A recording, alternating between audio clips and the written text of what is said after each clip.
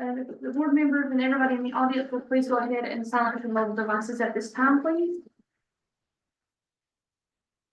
Commissioner Pittman, would you care to lead us in our invocation, please? Dear Lord, we thank you, God, for your many blessings, dear Lord, that we've received to get us to this point, dear Lord, in the aftermath of the hurricane. We ask that you be with the families, dear Lord, that are still hurting from the destruction. And we thank you, God, for your goodness, dear Lord, that you've shown us through these hard times. We ask that you be with us tonight as we make decisions about our county and help them to be prudent and wise. In Jesus' name I pray. Amen. Like, would you care to lead us in and the pledge? Attention, salute, pledge.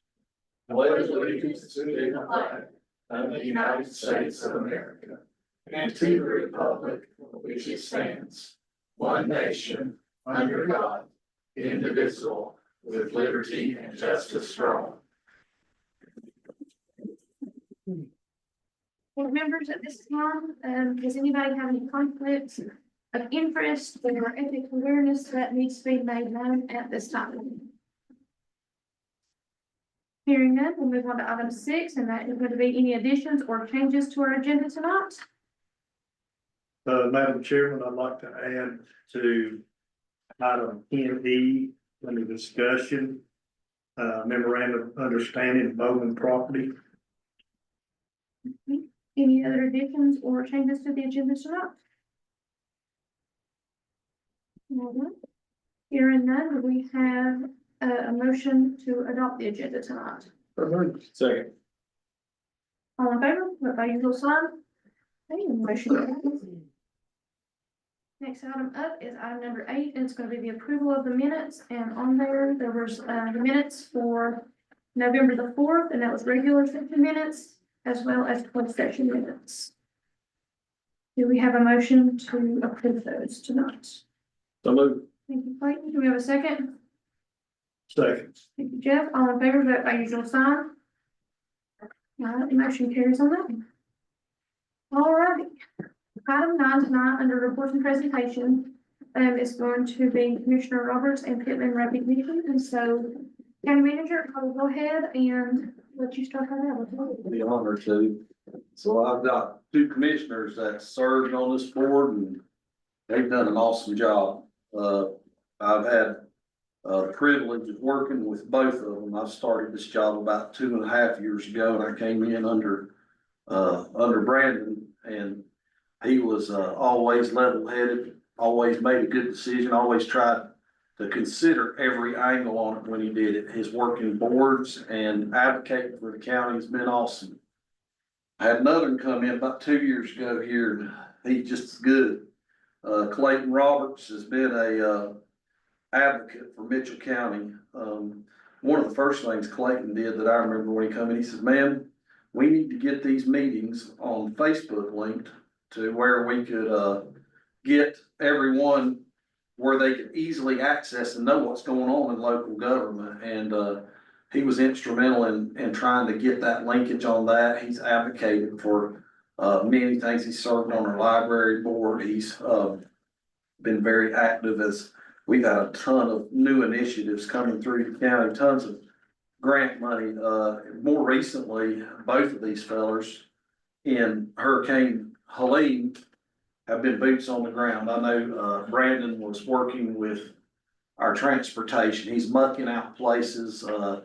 He's just out there doing it and wasn't doing it to be seen. I would come through in the evening and I'd go over to Bakersville Fire Department and there would be Clayton. He's out there working with our crews. He was out there just everything boots on the ground through his fire department. 2 upstanding citizens that I'm gonna hate to see leave this board, and I want to present them in conjunction with our commission board here some plaques, and I'll start out with Brandon. And both of y'all come around a little sooner, but this is a really snazzy looking plaque here. I love this wood grain. It's not over the top. It's really this really is. It's really cool. I like this for you, Clayton. Thank you, sir. We appreciate you. Appreciate all you've done We'd like to do a picture real quick, if y'all could maybe come around, or we'd like to kind of have you out here front and center. Or get you in the front, there you go. Yeah, you gotta be front and center. Yes. Make sure my shirt's tugged in. Yeah. I don't think I got barbecue sauce. I started that one mine out, I'm gonna leave it out.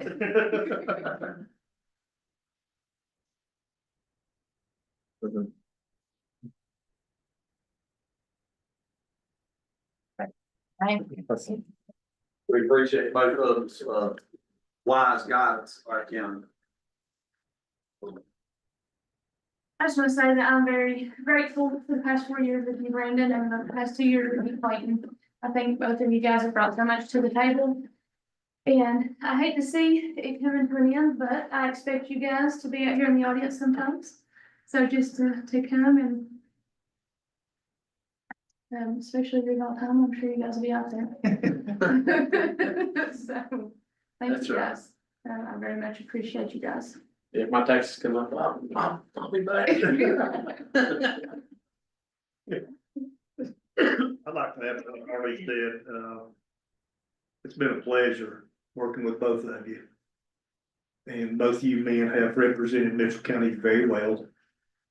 And, very strongly. I know, when Brandon came in, there was a little bit of muddy water.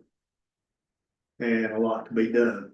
And when he ran for position of board, his main objective or goal, from where I saw it, was DSS.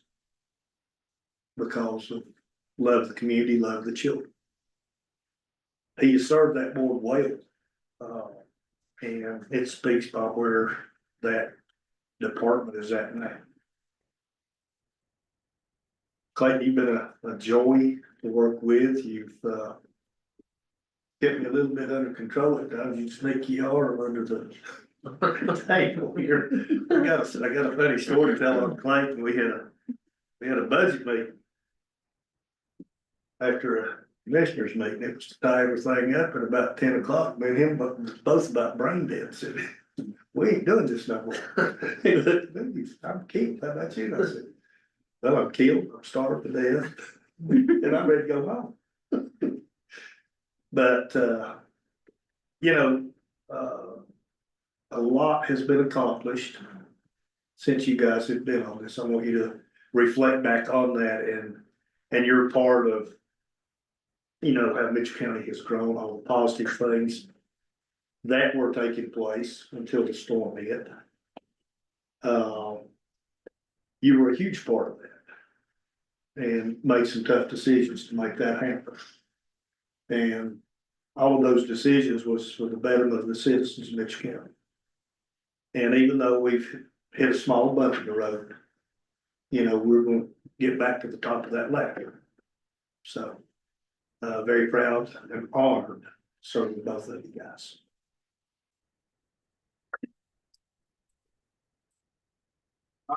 I guess I'll be remiss if I didn't say anything. I was gonna wait till the end, but, I wanted to say that it's really been a pleasure and, it's been a privilege to serve, on behalf of the county.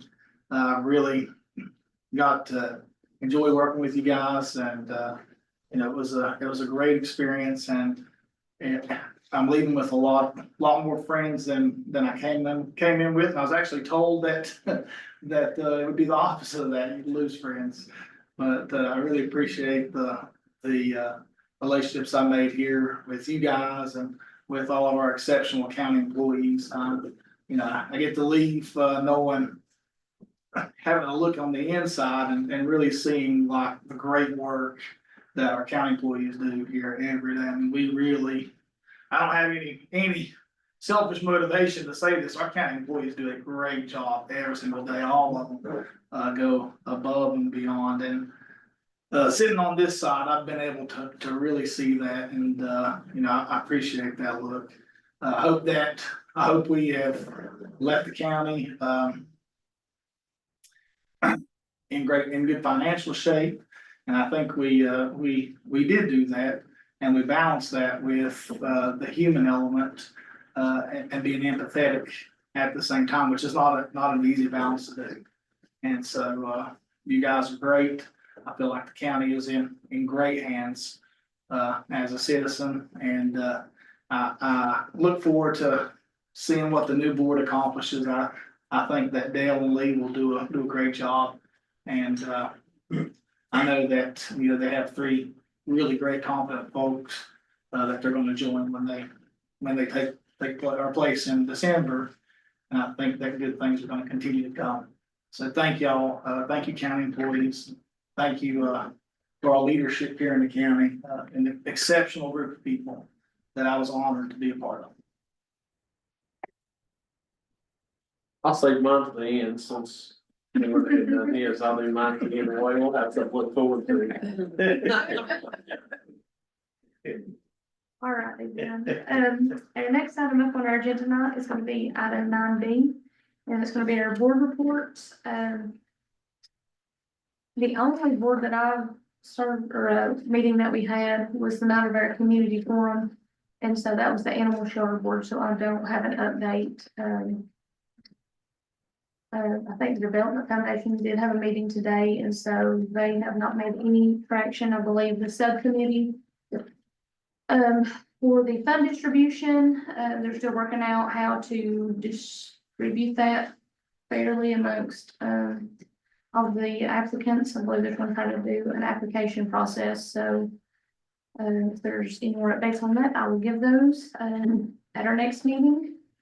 So Randy, did you have any ones that you made since the last 2 weeks? I don't think we had one this month, Ryan, not to my knowledge. Everything's kind of been thrown off with, Yeah. with the events of the past. Like, do you have any meetings? I haven't, Northwest Housing meets on December the 11th, Mhm. so that's coming up here in a couple of weeks, Okay. pretty much or so. Haven't had anything. Jeff, have you had any meetings over the past 2 weeks? I have. Met with the chamber. And the chamber is, redirecting its focus a little bit. They're not at the Mineral Museum because that's a federal agency. They are back at Market on Oak and have advertised for a part-time chamber associate or worker. That would be a 25-hour-a-week job at $20 an hour. If anybody's interested, you can go on the chamber webpage and pull that up. Had a meeting with the Toe River Board of Health last Tuesday. Mason Gardner has been hired now as our full-time director. Mason has done a great job as interim. And he's done a great job with the restaurants in this situation. He's worked very hard to make sure that people are open, that the restaurants were open to some extent. Not all were able to have dine-in choices, but were able to open for takeouts. And I'm sure he's taking some heat, because anytime, you have to go in and tell somebody they can't open. Not everybody understands that there are health concerns and possible dangers there. So that's been a big thing in our board. Avery and Mitchell are represented on that health board. We decided in our last meeting, we've waived septic and well fees as of now, up until our next board meeting in February. Because we didn't feel like it was the right thing to do with the situation for as those folks that, pay that permit fee. And then I went to an EMS event last week at the EMS base. And 4 of our medics were recognized the morning of the storm at about 7:15 a.m. A young man was in a very stressful situation Very good possibility if they had not arrived and got to him, he would not be here today. The first paramedic on the scene walked in, through, under and around trees that were falling and got to him. Because they could not get a vehicle to him, he dispatched back out and told the other two paramedics on the truck what they needed for them to bring it in. They brought it in, eventually got this young man stable and got him out and got him to the hospital. So that was a very, needless to say, an emotional presentation, to see the young man along with his mother, who realized that if the situation hadn't happened the way it did, her son would not be there. And while she was on the phone with EMS, she was not sure if they got the call, if they were gonna be dispatched, because while she was on her cell phone, all phone service was lost. So she didn't know if help was coming or if help was not coming. So, just wanted to let y'all know that, because, these four that responded to this, also put their lives at risk to go in and handle the situation. And, that's only 3 meetings or events I've attended on. Alrighty, we'll move on along to item number 10 on our agenda tonight, and those are going to be our items for discussion. So 10A tonight is going to be a budget amendment. That'll be the second one for fiscal year 24-25. And Mavis, if you want to come up and.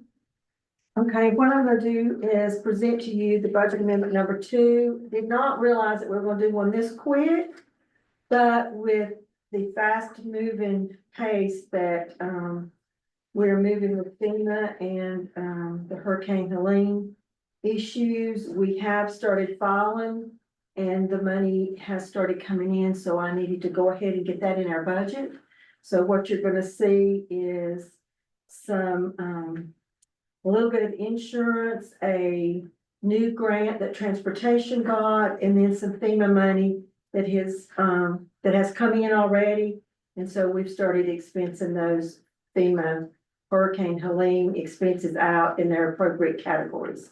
So right now, it's increased our budget by $10 million approximately.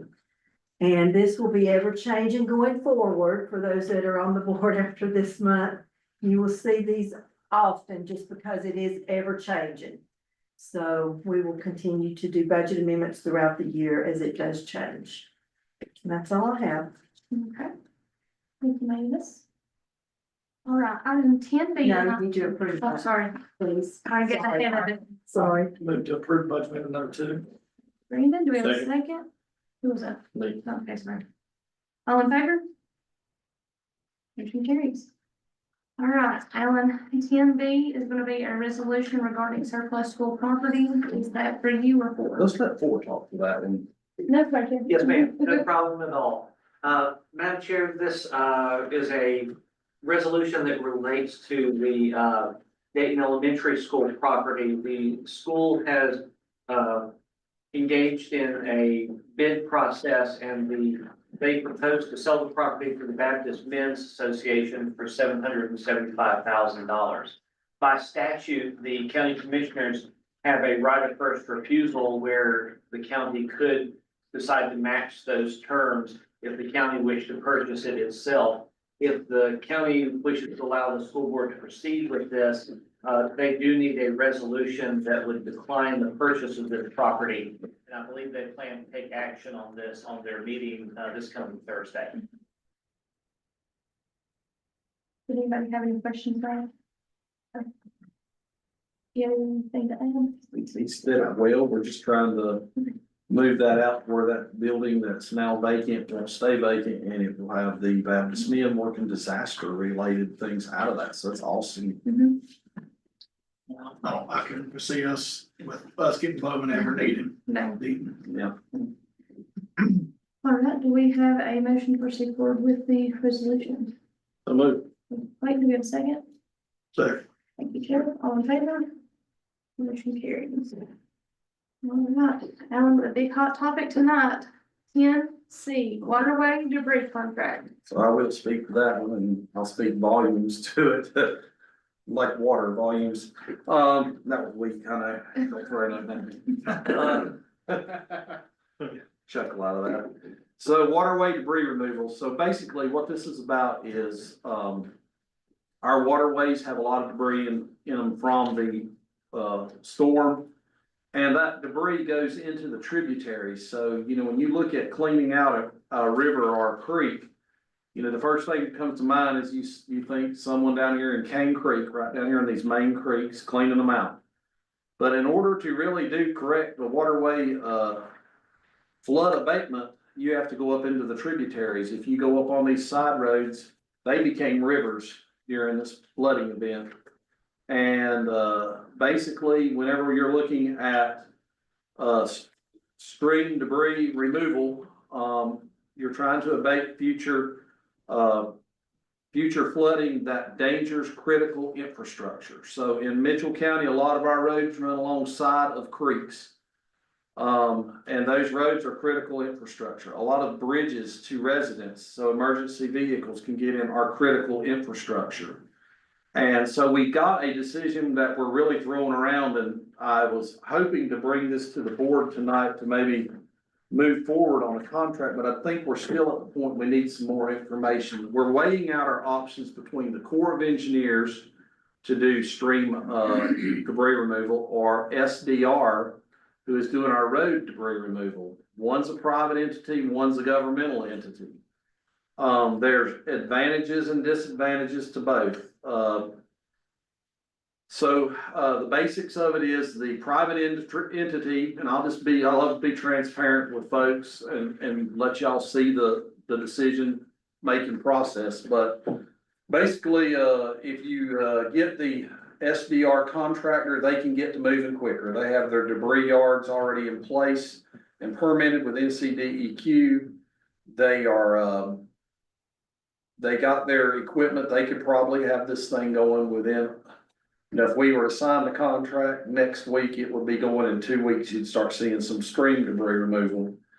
The flip side of that is there is a reimbursement process, and this financial deal is somewhere in the neighborhood, give or take, for all three of the counties in the $100 million mark for stream debris removal, to do the county's 200 to 300 miles of streams and tributaries.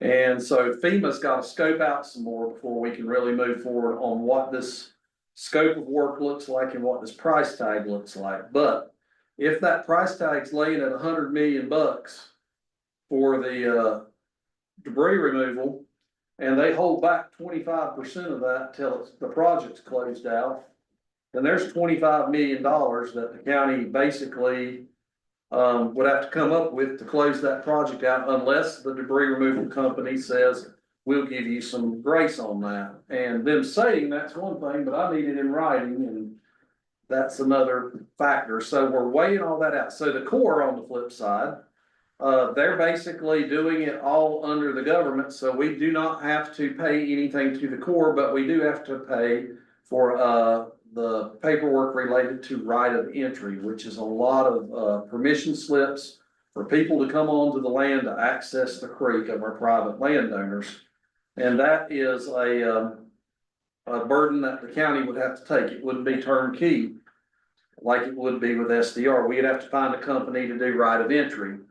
And that would be reimbursed as well. So everything's reimbursed, it's timing. And if we're left with the bill even for a few months, we don't have the money on that big of a finance lift to ensure our taxpayers and our cash flow and our departments get paid. So we're weighing it all out right now, and it's one day you're thinking it's SDR and the contractor for the state. The next day you're saying, well, no, what if this scenario happens? Let's go with Corps, and it'll be a little less to get that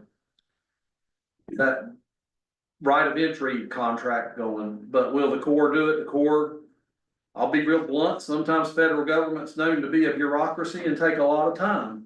And we're worried that the Corps might take a lot of time to get to this project. So there's a lot of things we're weighing out, and we need a little more time. So I originally put this onto the agenda to, try to maybe have a decision ready for you by tonight, but I still got about 3 or 4 things that are waiting on this waterway debris removal. So, I would ask the board to give me a little bit more time to weigh some stuff out with finance, and it would be, appreciated if, we did come to a solid decision, that I'd be able to maybe contact y'all and let you know to weigh it out and say what's best for the county to move forward with a decision on that, but So are you seeking a motion to table until our next meeting, or do you think a decision will be made before then? I would like to have a motion to move forward with making the decision pending notifying the board of Of the your reasoning. Yeah, Now we'll go ahead and open the floor for any discussion for that. You guys got any questions for Alan? You think it will happen? and the Do you next, think the process will happen before the next board meeting in 2 weeks? Realistic? I don't really know if it would.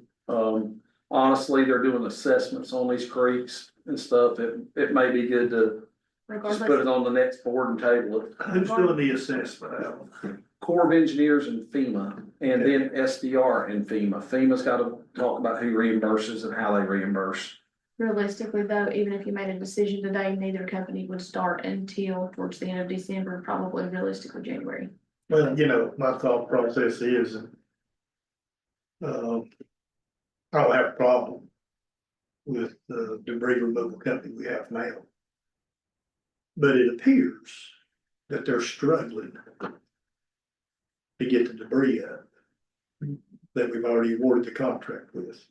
I mean, I'm getting numerous calls, want to know what the process is, when they show up and they start removing debris and then they're gone and they don't come Thank you. back. So I think part of that, Jeff, is probably, is it different types of debris, like is some of it It's all vegetation? brush. So it's all vegetation, Yeah. sorry, vegetation, is some of it like those big stumps? Because they're, There were some stumps involved, Harley, but a lot of it was just plain brush and tree logs. So, and I don't have a problem personally about awarding the contract. But I would hope that they would get the debris up that we've already paid them to do, or contracted them to do before they started on, the stringer. And then you're gonna be in the winter time, so you're bringing another situation in. On that. But, Madam Chair, I would recommend for a contract of this size, it'll be the vote of the commissioners Yeah. to be approved. So if you wish to table it, it would need to be to a future meeting. well, I think that would be the appropriate thing to do, since we don't have all the viable information. We don't have the true numbers, have estimated numbers. So I make a motion that we table. and I think we're still trying to get the guidance coming down from FEMA on what is actually reimbursable. But I will make a recommendation. There's a lot more to Recommendation that we this. table this. The waterway debris removal until we have all the information in hand. And our attorney, as well as our county manager, is comfortable with this and can advise us, because we don't want to get stuck with a bill that we can't pay, guys. All right, we've got a motion on the floor. Do we have, thank you, Brenda. All in favor, vote by usual sign. That's one thing I can still do well is table something. All right, you've got it noted, right? That's for your next meeting, or is that a future meeting? I'm assuming the next meeting. I would have discussion for the next meeting. Thank you, sir. Thank you. All right, Alan, I'll let you speak to this next item. It's gonna be item 10D, and it's our Mitchell Medics addendum to emergency medical service agreement. So in the last meeting, we, had a discussion about a third nighttime ambulance being added to the contract. Currently, at that time, we had 2 nighttime ambulances, and we couldn't do transfers from the hospital to the Greens or the Bryan Center, without leaving us kind of a little bit, precarious with one, unit to service the county. Having 3 units, the board decided was a good option, because it allowed for transfers and, for us to do transports to, when needed, So it helped us not, having the ER room so busy, we could relieve that. So anyways, this is an addendum to that contract that goes from December through the end of June, allowing for that third nighttime ambulance to come on board. And it's prorated. There was a yearly rate, I think, of about, what was it, 270,000 on the year. We prorated that to monthly, and it'll run for about 7 months and then be reevaluated during the budget season to see how viable that is. This is what you're voting for, to move forward with that addendum to get it signed. And it has been reviewed by our county attorney. And if, or you need to speak to that, any? No, sir, I believe this would accomplish the goals you set forth, and it also does state that this would be reconsidered before the next budget year. So this is an amendment to the contract with an automatic expiration date, dependent upon future budget considerations. Go ahead and open the floor at this time for questions, because I do have them. Yes, ma'am. So with this, contract addendum, what happens if they cannot fulfill their obligations and fully staff what we're asking in this? That would be a breach of the agreement, and they would have to discuss with us what that proper remedy would be. Okay. We did not specify what that remedy is in our contract, but that is something that we would have to address if they cannot do that. I would note that the third ambulance does allow for the use of an ALS EMT, so that they can staff that with a lower level than 2 paramedics in that truck. So it really is envisioned as a transport truck and the third option essentially. And I have a question on that. That was discussion last meeting. They had asked for a regular EMT. I think the board voted a medic or a paramedic and an EMT advance. Yes, sir. Does that need to be stated in writing in the contract? It does state there to have a paramedic and an EMT advanced in the contract. Okay, I didn't see that. I must have. Yes, sir, I do believe that's included in there, Okay, as opposed to the underlying contract says 2 paramedics. So, it does, but we'd also given them grace for, I think, probably what, March? Yeah, a year ago in March. yes, sir. Because they were having trouble with paramedics, we would revisit 2 paramedics and we allowed them to use an advance then. And Yes, we sir. may have discussed that one time in almost a year. So I know I'm getting off the subject a little bit, but it all relates. I think at some point in time, we're gonna have to go back to the drawing table and say, okay, this is what the contract says. We gave you 90 days. Come back, give us a solution, and after 90 days, and it's been a lot longer than 90 days, we still not had a solution. Yes, sir, I'm mindful that is an underlying problem, and of course, there's nothing that prevents them from having a third, basic EMT, but the requirements of the contract are that they have the 2 paramedics, and until they get a solution for you, that's something we can require them to address if you choose to do so. It's they're at the, essentially at the mercy of the board as to how you wish to address that. But, just for discussion, if we were to allow, we would have to change the contract at some point in time. For the 2 24-hour trucks, if we get spec 2 paramedics, we would have to reword that to a paramedic. At least one of the second was not available, they could use an EMT advanced. Yes, sir, if you wish to. Or we address could that- hold them to 2 paramedics. Yes, sir. It's however you wish to address Okay. that. Well, I just wanted to make sure that we were gonna get a medic, a paramedic, and an EMT advanced on the third trip. Yes, sir. And I believe it does specify that in its most recent draft. I overlooked it, I apologize. No, quite all right. I know that was an important discussion. Hmm. Had a question, it's kind of summed up the parley. I believe I was monitoring the radio. Sundays. Huh? Sunday. Did you hear it? But they couldn't have, there was only gonna be 2 ambulances on duty and, yeah, It was Sunday. they were not gonna do orange transports, they were only gonna do red transports. So that was my question too as well. Could there be something about a daily reimbursement if they can't meet the needs or something put into the contract? Cause they've already had a situation where they couldn't put a third ambulance on duty. Okay, true. In the daytime, yeah.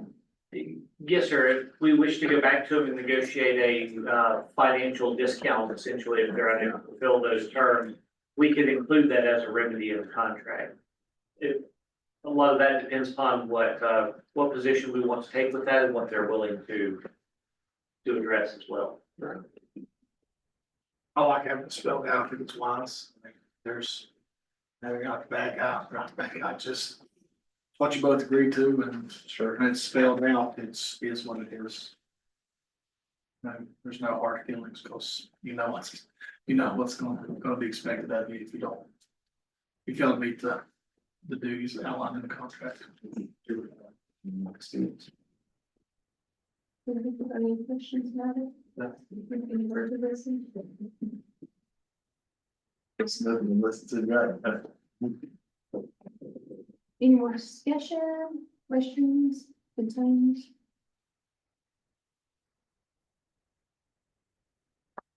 So four, does this, after hearing what you said, is there need to be any sort of amendment to this contract that's in our packet? Clarifying that if they cannot meet those staffing needs. We don't need to be hit, needs to outline them. Yes, if we want to do a financial discount in this contract, we would need to negotiate that with Mitchell Medics Okay. and include that term in there. And I would note this does carry us only through June 30th, 2025 on this particular draft. And then I think it envisions we'll either revisit it or we'll amend it at that time. We'll go ahead and open the floor if there's a motion to proceed forward or a motion to table until the county attorney can do negotiations with Mitchell Medics about the items discussed here tonight, or any other motions can be brought forth this.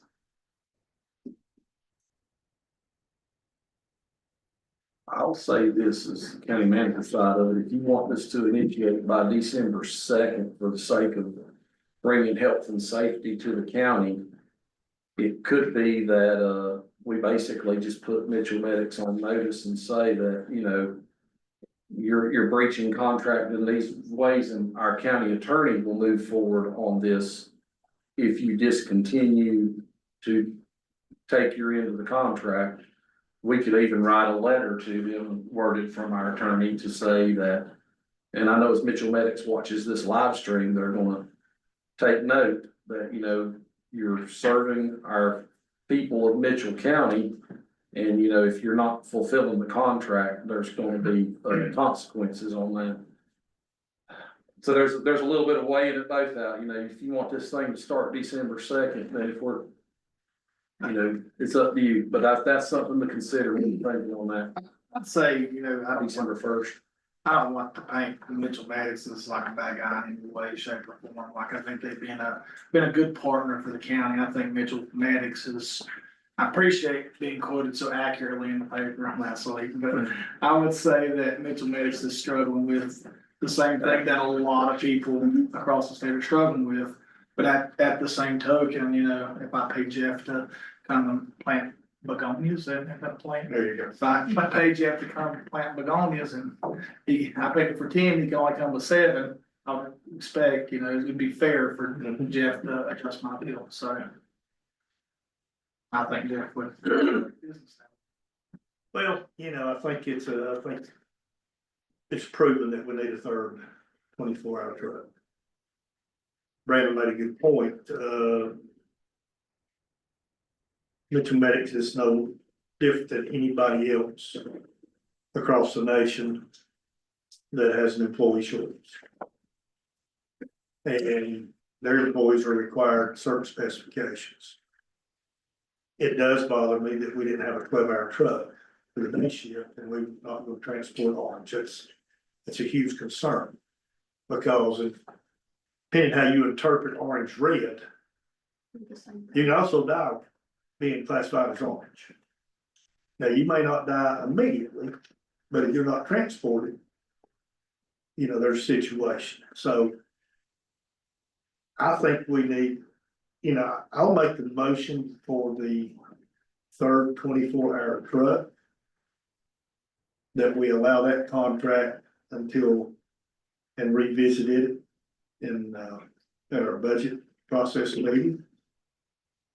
I would also add to that to have the county manager and or county attorney draft a letter to Mitchell Medics with our concerns. And would go as far as ask them to have a presentation ready to present to this board sometime. Would you think February is too late? Or does it need to be earlier? Ladies and gentlemen, A presentation of what? how they attend to address the shortage. Harley. I'd probably add to the plan for recourse, I think is fair, that, that we can all agree to. We all can all agree to. Or something along those lines. An orange is pretty important. I'd already got transferred to Johnson City. She was the orange transport. I did not transport her. She wouldn't have made it. It's a big It deal. was told to us by the PQ doctor in Johnson City. Memphis. Right, we have a, did you get all of that motion, Peter? Okay, so there is a motion on the table. Is there a second to move forward with that motion at this time? Second. All in favor? All right, and motion carries on that. All right, next item up is going to be 10E, and it's going to be our interview for our Bowman property. And I guess I'll start with Alan, and if there's anything that's Need working tag team, and I think would be a good idea. So basically, right now Bowman is still in the school's hands due to some FEMA and some insurance claims. And so the county is using it. But since the county's using property that's not titled, we have to have a memorandum of understanding between the schools and schools in the county for use of Bowman. So the county can use Bowman and enjoy the privileges of use and get everything straightened up on how that flows. So Ford has drafted a MOU between the school and has talked to their attorney and worked out an agreement that works with the FEMA, the insurance and all that goes with the disaster management of that facility because it was under the school's ownership at the disaster. Ford, would you like to speak any more to that? Just by way of background, the arrangement with the school system was at the completion of the new middle school that they would transfer the Bowman property to the county. So this is somewhat like a ping pong ball in that we have an agreement that says it's to be transferred to the county. When the hurricane struck, it resulted in damage to the property. And in speaking with the FEMA folks and our consultant and also the school's consultant and their insurance folks, it is easier for them to process reimbursement if the property stays in the name of the person who owns it while those repairs are being done. So that means that to get the repairs reimbursed either by their insurance or through FEMA, it needs to stay in the name of the school, or even though it's to be conveyed to us. The complicating factor is because we've had damage to other buildings, we need to use the Bowman building while it's being repaired. So that has necessitated the memorandum that you have before you, which is either the second or I think it's the third memorandum regarding this building that we are engaged in. But this memorandum essentially says they will use their best efforts to restore the property to the condition it was in before the hurricane damaged it. That we can continue to use the property while that process is ongoing, and they will work with us on processing those repairs and our use of the space in the interim. When those repairs are made, then they will convey the property over to the county as per the original agreement. So it's essentially, we're taking a detour, but we're going to get where we're going at the end of all of this. It's just having to jump through a few other hoops to make sure everybody can get reimbursed.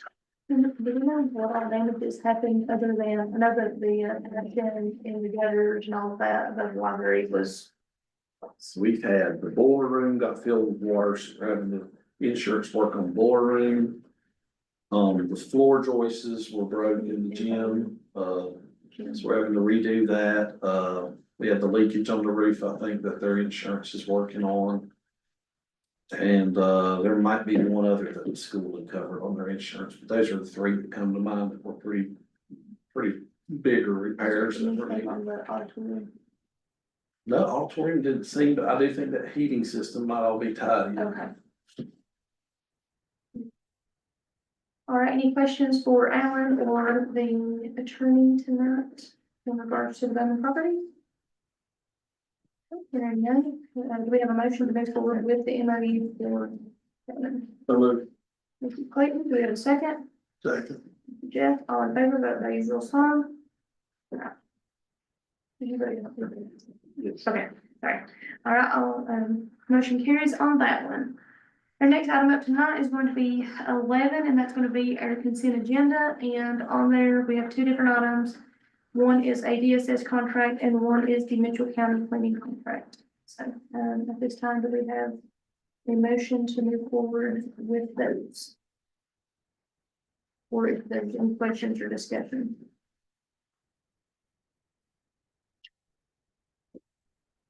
Make a motion to approve the consent. Thank you, Steve. Do we have a second? Second. Thank you, Jeff. All in favor? All right, motion carries on that one. All right, Ms. Mavis, you are item number 12. I'll just say a couple things. One, thank you, Clayton. Thank you, Brandon. I appreciate, especially during budget time, all your hard work and help. Joy to work with. I don't like all these changes. I've been through a lot of them. It's don't get easier. New people and saying goodbye to old people, but hopefully y'all still come around and check on us and make sure we're still good, especially now. One thing I do want to say is I want to say thank you to, my staff. I know during the first 60 days of the emergency, first responders and everybody worked their hardest, but now the work has come to my office and, I will say we are handling a lot of things we've never handled before. We're handling a lot of things that's really not in our lane, but we're handling them anyway. And so if you come to the finance office, have a little grace and patience with us because we are every day working on insurance, trying to get estimates on roofs, trying to get vehicles situated. It's a lot. And not counting the FEMA work and trying to figure out financially how to make these things work. And then the fear I have of loss of revenue, which we're all experiencing now. So it is a little different right now. It's not our normal day-to-day work. We're doing a lot of different things. So if you come by, shout out a thank you to the ladies in there because they are really working hard right now. And I appreciate them and appreciate y'all for everything you've done. We appreciate you. Thanks. Thank you, ladies. All right, County Manager Cook. I would like to start out by saying, thanks, giving thanks to these two commissioners that served us well. I see them not only as fellow commissioners that are fellow statespeople that are out here working for their county, but as I've come to know them as friends and good folks. Also look forward to our 2 board members coming out. I think they'll definitely have some big shoes to fill, but they'll also be trying to do what's best for the county. But Clayton and Brandon's been some solid folks to have governing the county. Let's talk a little bit about disaster, just overview, always try to do that.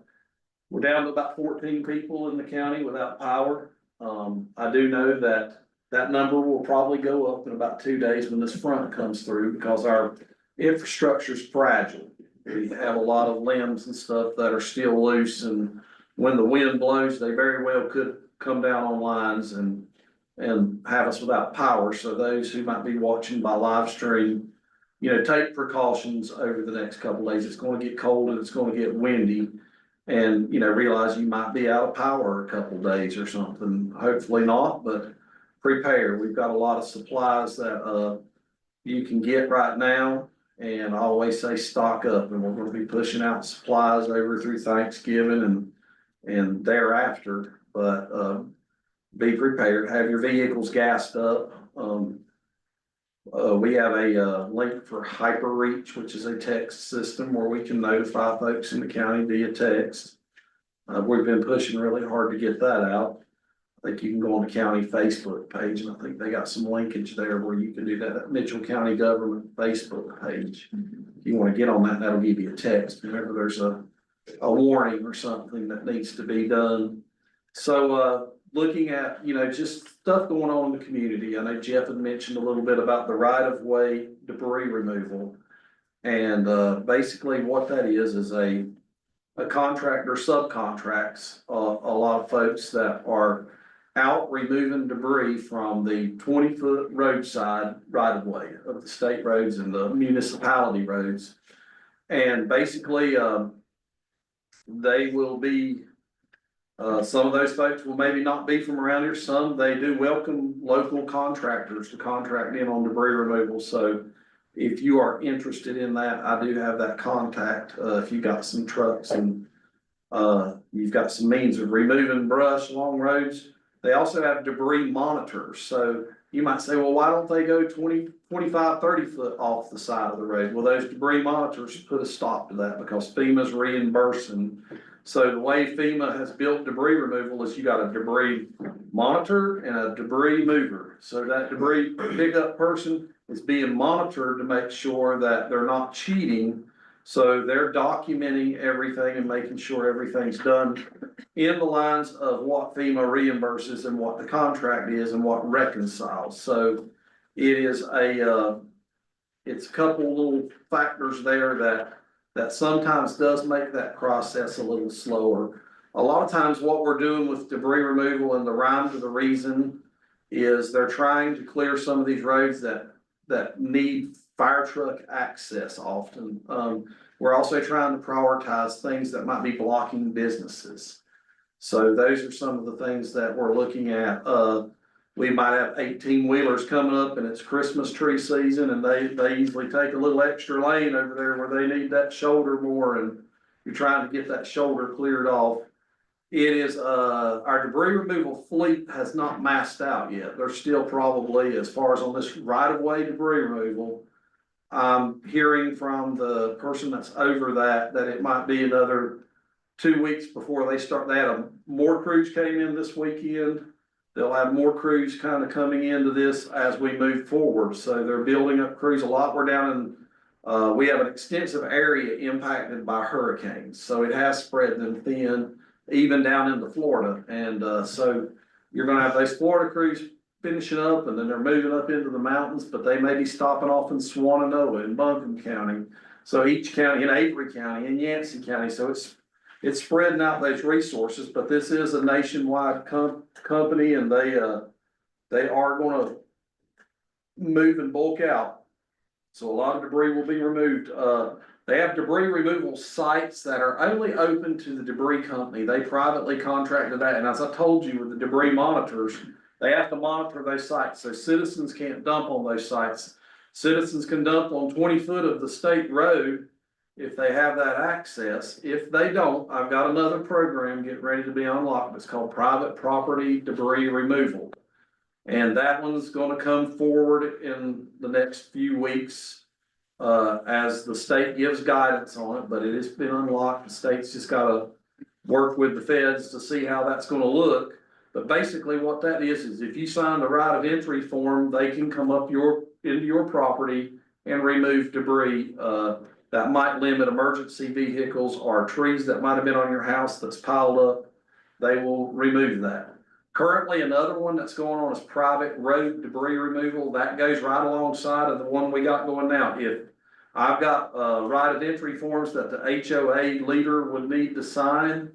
And, if they sign that, on the development owned roads, not the driveways, they can make a circle around there and get debris that's along that roadside. So if you live in a community, a gated community, or a community that, has its own roads, you would need to get with one of the debris removal people or myself, or Gary Hyatt is our new debris person I hired, or the county hired. And so we will be starting to collect that from you for your developments that might need debris removal. So that's a lot on debris removal. Let's see, I've covered private road, private property, waterway debris removal, and right-of-way debris removal. So there's all 4 different projects, and all 4 are funded differently and are their own projects, so they don't intermingle. So the right-of-way debris removal is a project. Now, if that same contractor has those projects, when one finishes, he might move them to another. But that's something, too, to look at. There are different projects, private property, right-of-way, and stream. Those 3 are all, different projects. The right-of-way does include the private road debris removal. So now I've probably confused everyone, and everybody's about glassed over and going to sleep. So now I'm gonna change gears. So, but you rest assured, we're working on getting that debris out of the way. As far as just looking at our county, we have our volunteers, that are still running through the, Mitchell Senior Center, and our Disaster Recovery Center is through the Mitchell Senior Center. So that is a place that if a person still needs help and needs to get some volunteers to work on something that is a disaster related need, or if they have food needs, or if they have anything, they can get linked up at our Disaster Recovery Center. We're always saying, sign up with FEMA if you have not, and you've got storm damages. I heard it said by someone, FEMA's kind of like, playing the lottery. I think they said, you can't win if you don't sign up. And you've paid your taxes. Now, if you can get a little help and a little assistance, it's worth doing. So, do give it a try. I'm not guaranteeing you anything on there, but it's definitely something I would encourage our citizens to do, but it's strictly voluntarily. As far as rumors and gossip in the county, let's go with that one. That's always a fun topic. We are not taking children. We're not scoping out around tents looking to see if there's a kid in it. Our county does very much take seriously the welfare of our children. But on YouTube, it talks as if our DSS is out searching for, kids to take, and that's just not the fact. Talking to our DSS director, we have investigations. If there's a complaint, we're gonna fully investigate that complaint. But to say that we're going around and looking at the storm and seeing if we can find somebody that's a disaster, victim, and then pick on them even more by taking a responsible parent's child, that does not have data to back it up, and we can prove, and that's provable. Our communities, I always say this, they're very tight-knit communities. Even when someone moves in, we're so tight-knit, we know who's moved in usually. If it's within a few months, we already know that person. So, a lot of these rumors that people push out don't realize who we are. We're a very tight-knit community. We look out for our own. On day 1 of that storm, I'm seeing everybody's out there with their neighbors with chainsaws cutting out to get out. It's, a lot of our citizens, they're doers. They do stuff and they get things done. And, as you see these stories of, another one is FEMA is taking the food sources and the food supplies. You know, I speak for Mitchell County, there is nothing that has happened to that extent here, have not seen that. And we get the reports, and I always tell folks from day one, report it to me if you see something, and we'll investigate it. So, you know, we're always looking for needs. We're not saying we meet every need, but we've tried to touch every house and every person in this county over the last month. Within the first week of that storm, we were doing GPS well checks that were mapped out to try to make sure every house was hit. But on top of that, we had our fire departments, our churches, our communities also doing those well checks. I speak towards Mitchell County on that. We've been a good county. We've come together. Anything that this county's done through this storm, it's been done as a team, and we've had some real heroic, really community-minded folks across the board in here. So, I always try to address any rumors, deaths. We'll talk about that. We've had, 5 people that we have found dead due to flooding. We're still missing one that is, presumed dead. So that would be a death toll of 6 due to the flooding event, assuming the presumed dead one is recovered.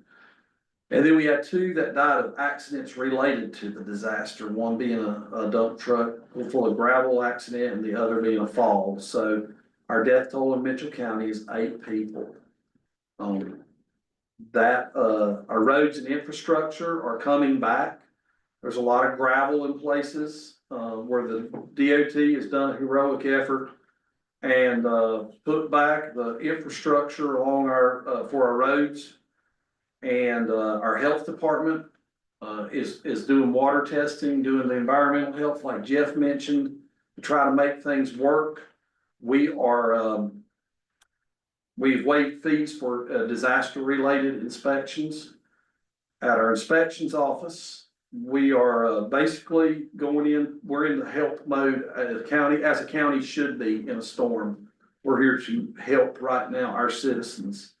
That has been our priority, but as Mavis said, we are also in a huge financial lift right now of things we've never seen before and laws we never deal with as it pertains to FEMA and as it pertains to the state, way that they interact with FEMA. And a lot of the things, this storm is rewriting the books on a lot of this. So we're getting a lot of new information as we go. So, as Mavis said, be patient with us. We're trying to, run through a disaster that's one of the biggest in North Carolina's history. It's, one of the biggest in the country's history, I believe, in 10 years. But it could be one of the most deadly, biggest storms in North Carolina's history. It is rewriting the books.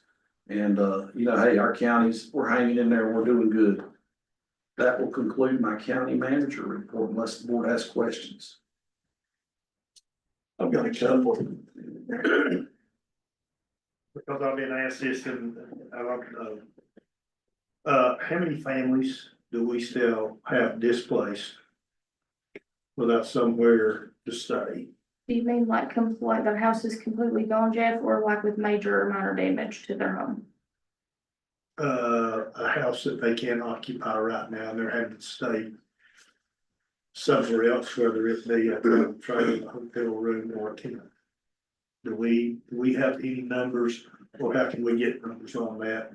And the second follow-up question leading into that, how many school children do we have that are along that situation too, Al? I mean, do we have any of those numbers? Can we get those numbers?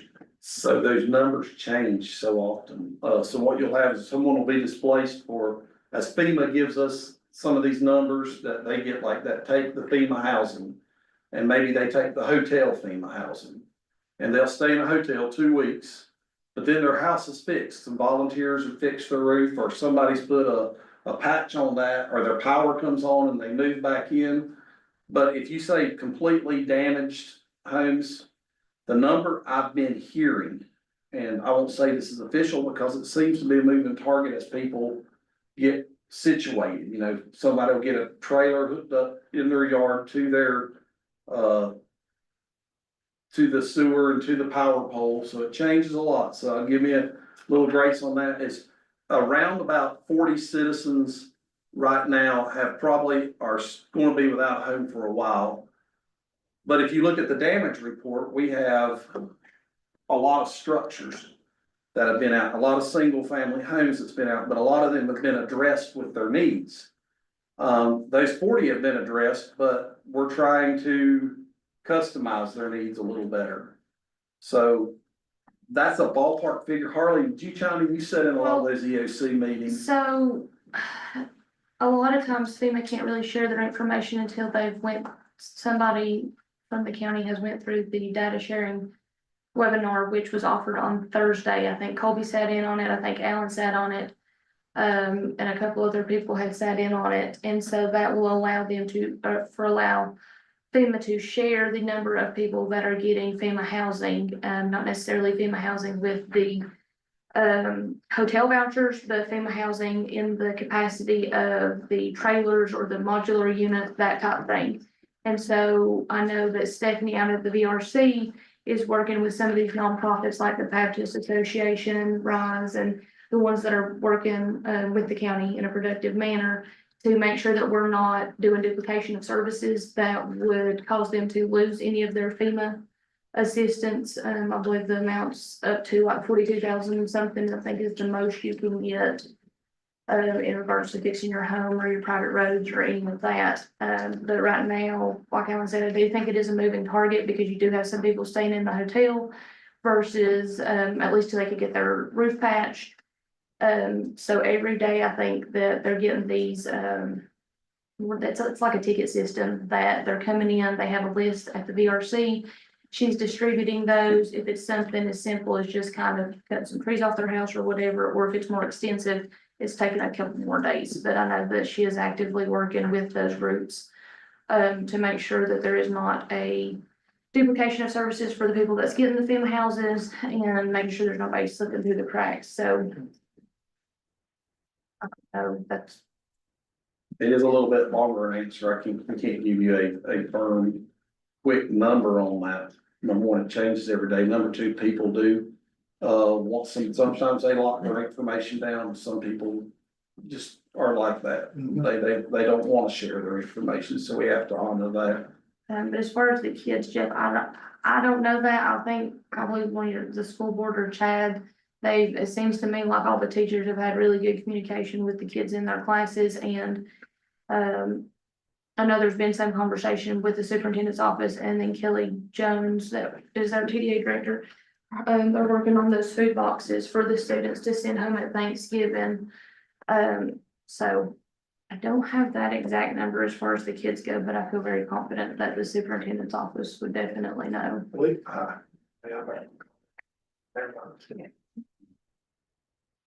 And then I got one more question, again, I'm gonna go back to debris removal. Did you get, as the county manager, does that company provide you with a schedule of where they're gonna be working on a daily or weekly basis? And then if it's like that, it's a work order that we're working at 88 Blevins Hall. Then do you get a closeout report that whole area has been taken care of? I've got a map. And so what they do is they give me a live streamed app that is a map that goes up on my computer. And in the morning, they get their march areas and they put dots on that map where cleanup is. So basically what that does is lets me know the areas they're working. I can share that with DOT if they have a project. But it seems to be that right now, at this point, it's on a daily basis where they're at. And then I call and prioritize a few things, you know, if it's health and safety or getting a business open. But the debris removal company is basically setting up the schedules in the morning with their guys, but it does show on a map, and I can let y'all see that after the meeting if you want to.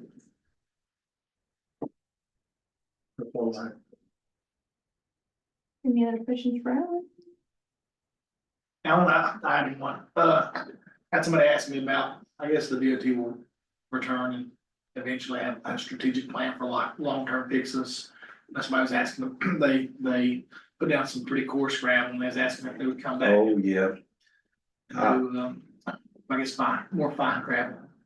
I bet they will. Now, I talked to our DOT engineer for Mitchell County. And I bet he could tell me that if there was a certain area that someone had a concern about, but yes. They're using DOT's contracting out a lot of folks to do this, and right now gravel is an issue. Okay. They're running low on gravel, they're having to go outside areas to get it sometimes. So, I do foresee that gravel issue kind of getting a little easier each day as we get further away from that. But they are paving even actually on these places. They were paving Kings Creek yesterday. So you probably will see paving as well going on. DOT, I can't say enough good things about how quick they've responded to getting these roads back to going, and they're different than the county, but Gabe Johnson with DOT has been awesome. He's our engineer for our area, and he's kept us up to date on a lot of what they're doing. And that knowledge is power, you know, if you just know what's coming down the pipe, it makes you feel a little better to know it's coming, so. But it is, they're working, they're even moving paving, so you'll see some paving go. Now, some of the real fragile areas, I don't know, they may stay gravel because they might be needing some more engineering. Some of that stuff right along the river might need some final engineering. I think this road was, it's a public road, it's originally gravel, but I guess there was concern that didn't want to be forgotten, I guess, so. Yes, anything like that, let me know. He always likes me to put it on his radar. CSX been impressive too. Something in CSX, yeah. Yeah. They did working bumpers hard. and previously. Any other questions for county manager? All right, we'll move forward to item 14. Is there anybody in the audience tonight that had a public comment card? Okay, hearing none, we'll start at one end and then we'll go through any board comments. I think I said my piece. I'm sorry, I didn't get to hear your piece. I said I enjoyed it. I'm glad you did. I've enjoyed working with you and Clayton both. I mean, this is a pretty thankless job that you guys, I think have navigated through some pretty difficult situations and navigated pretty well. So I've enjoyed working with you both. But thank you guys for what you do outside of this job. I mean, thank you for being teachers, being coaches. I know Clayton fireman, I know Brandon's 4-H, and I mean, all that's a lot of time that, you guys give yourself that takes away from your families and a lot of people forget that. They're just quick to tell you that, dang, taxes are too high, or why didn't you guys get this done? And, it needs to be said that it's a pretty thankless job, but thank you for stepping up and doing it. And, I know you both will continue helping the community in the capacity you're in. So I want to say thank you, and I'm glad that my daughter's out there with you both. So, enjoyed it. A couple of questions that had been asked today, and just for clarification for the audience and for the live stream. The ADA shower for the county, and the bathrooms are at Locust Street. 125 Locust Street, I believe. And then there is a laundry, unit at Harris. So I know there was a lot of questions about why those were moved, and so I don't know 100% of the details. It was just the property owner, preferred for them to be relocated. So the town's response, Darlene was, as soon as she found out they were going to be moved, she was right on it and had suggested that location for both of those. And as far as the rest of the county, all of those units are being assessed on a weekly basis. So if they're getting used a lot, then they will continue to stay. If they are not being utilized, then they will be set to demo at some point into the future. And then one little update that I got an email about today is that our DSA teams, and that's the people that sign you up for FEMA, will be in person still through the end of next week. They provided a list today of all the areas that they had went to. I wanted to make sure that they'd been to like every fire department, because they have access to internet. And so if there's any other communities, they had not hit Little Switzerland yet, and they had not hit Poplar. So, and they had not hit anywhere on NC 80. So I did notify them that those 3 locations hadn't really had anybody come out and assist the citizens with signing up for FEMA. So they are still consistently out at the senior center, Monday through Saturday, no longer there on Sundays. As of right now through the holiday season and, what's that one here? If you have been denied with FEMA, they have asked that you either try to have a face-to-face and, with one of their representatives and kind of understand because the guidance and stuff is kind of changing.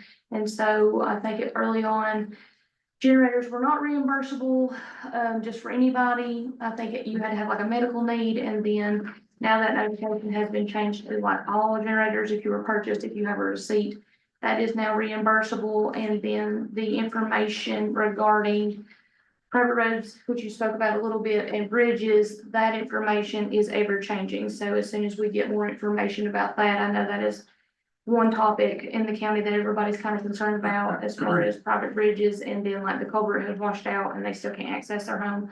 So we should have more guidance on that by the end of the week. So, that was the only other comments that I had wanted to make, so. Clayton, Well, is it my turn? it is your turn. I told you we had to save it to the. Oh, sorry, end, sorry, right? sorry, sorry. Jeff, it's your turn. Then we'll go back to Clayton. Yeah, I mean, we're gonna save the best for last, Oh, brother. gosh. You gotta hold it on for a minute. Almost 8 weeks into this, situation.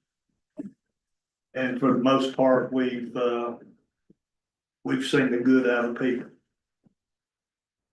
I will address what Ms. Meister said about the, shower units, because I think it's highly important. A non-local business owner wanted paid to use their property for the shower units and the washer dryer system. So like I said, we've had a lot of good people, but we also have some scumbags that are lurking to make money off of this situation. Just realize that. Guys, again, I'm gonna say thank you, but, Mr. Pittman said, this is a thankless job and it takes a lot of hours away from your family. You've missed ball games, you've missed practices, you've missed a lot of suppers where dinners are having, you want to praise it. Been through a lot together and you guys have done a heck of a job. And then the last thing I'm gonna say, our county manager, not by his choice, has had to wear several hats in 8 weeks.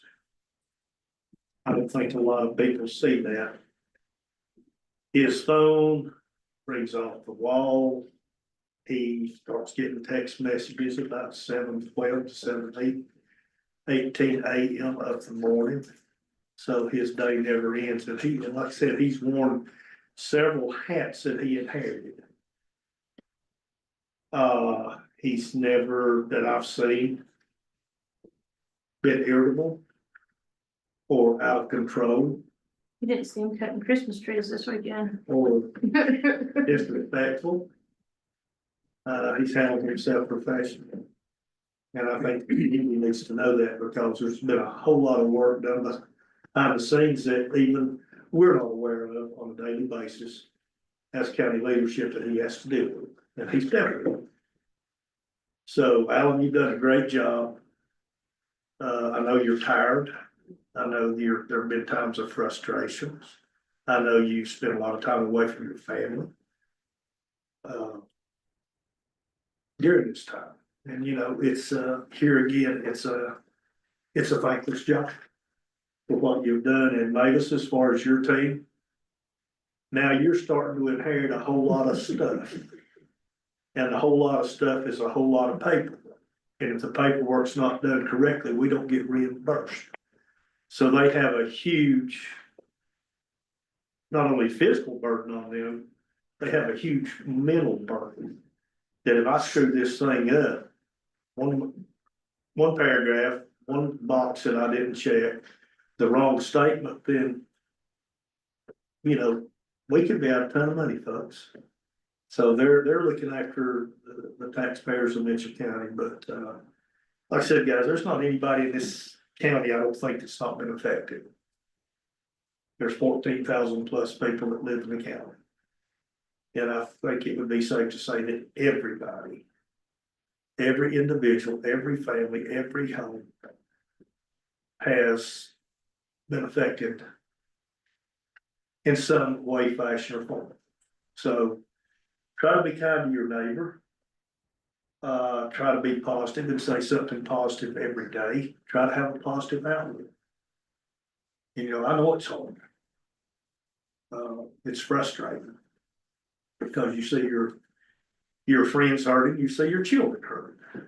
And, so it's been a rough time.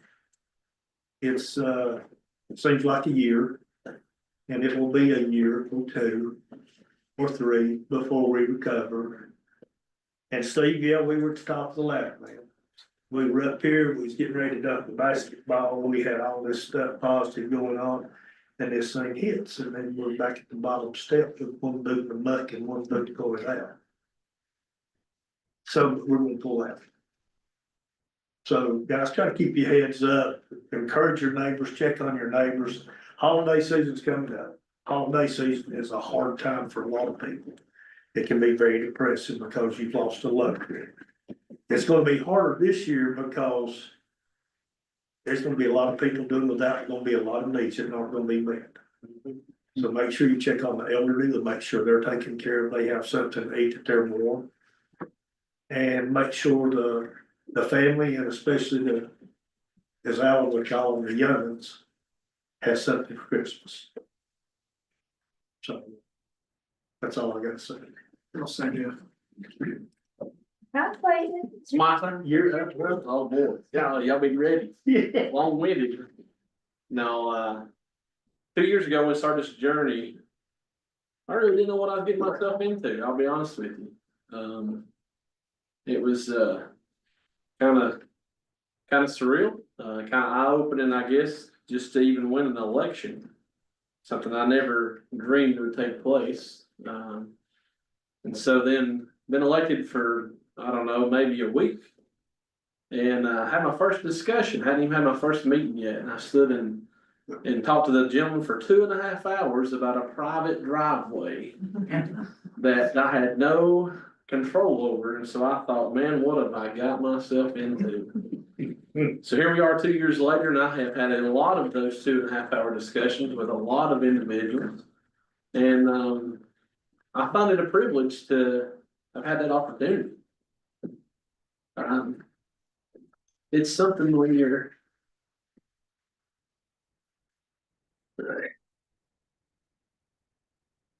county has an effect in you to vote you in office, to respect you enough, make hard decisions, or put enough faith in you to make a decision that will affect everybody.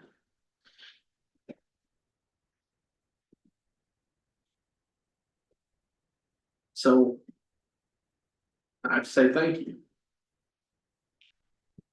for that opportunity.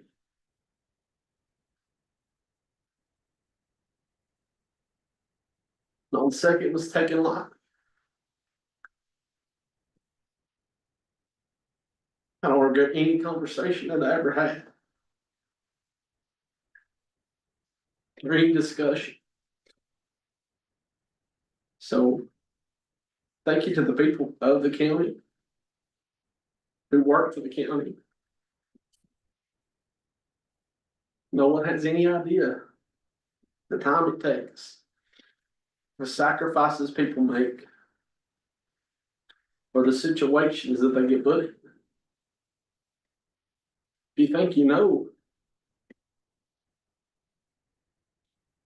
y'all sit down with them, have a conversation, get involved.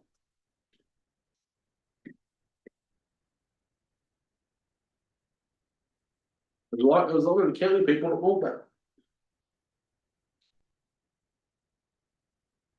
A lot of late nights spent here with Jeff. People don't have a clue. A lot of discussions being made for the betterment of the county. All gets overlooked.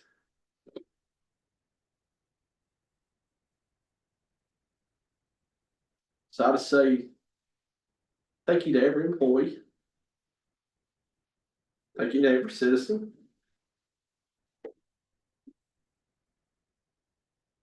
And you can bet, Mr. Pittman and I both will be just as involved as what we were before we started. But now we have a little more knowledge to take with us to see what the inside of this thing looks like.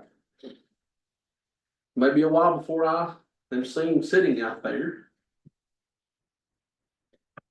Even if Harley asked me to come back, I may have to say I'm sorry. May have to take a rain check. May need a little break. But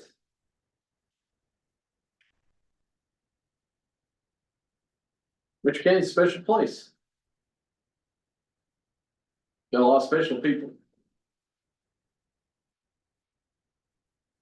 Never thought we'd live through a hurricane. To end this journey that I've been on for the last 2 years. I wish nothing but the best for the new county commissioners coming in. They're gonna be up against it. A lot of hard decisions gonna be made over the next 5 years. A lot of tough discussions. I just pray that the county moving forward sticks behind them. Like I said, this is a tough situation. It's a tough position. So all I can say is thank you. Thank you. Can you say no session tonight? No, ma'am, I don't believe I can top any of the sentiments that have been said, but I'll just say it has been a pleasure working with both Mr. Pittman and Mr. Roberts. All right, boys.